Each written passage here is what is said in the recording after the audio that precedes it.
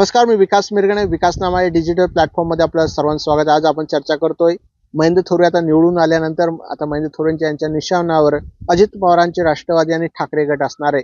कारण ज्या पद्धतीने मतदेखील मिळायला पाहिजे तसं काही त्यांना मिळालं नाही. त्यामुळे आता जे नेते राहिलेले आहेत अजित पवारांच्या गटामध्ये आणि नितीन सावंत यांच्या गटामध्ये, आता ते सगळे नेते खेचण्याचं काम आता महेंद्र थोरवे करणार आहेत. त्यामुळे आगामी जिल्हा परिषद पंचायत समिती निवडणुकीमध्ये अनेक धक्के आता महेंद्र थोरवे अजित पवारांच्या राष्ट्रवादीला आणि नितीन सावंत यांच्या किचन कॅबिनेट देण्याची तयारी त्यांनी सुरू केलेली आहे. त्यामुळे आता महेंद्र थोरवे सगळे नेते जे राहिलेले अर्धे तर ऑलरेडी त्यांनी घेतलेले, आता या सगळ्या नेत्यांना खेचण्याचं काम जे आहे ते करणार आहेत. त्यामुळे आता मुख्यमंत्री कोण यावर बरंचसं गणित अवलंबून आहे.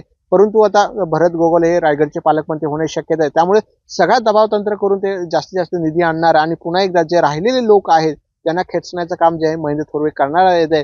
आणि ज्या काही लोकांनी काम केलं नाही त्याचा सुद्धा हिशोब जे आहे महेंद्र थोरवे करणार आहेत. त्यामुळे कर्जतच्या राजकारणामध्ये आता महेंद्र थोरवेंच्या निशाणावर शरद पवारांचे राष्ट्रवादी आणि नितीन सावंत यांचं किचन कॅबिनेट अर्थात ठाकरे गट असणार आहे. धन्यवाद.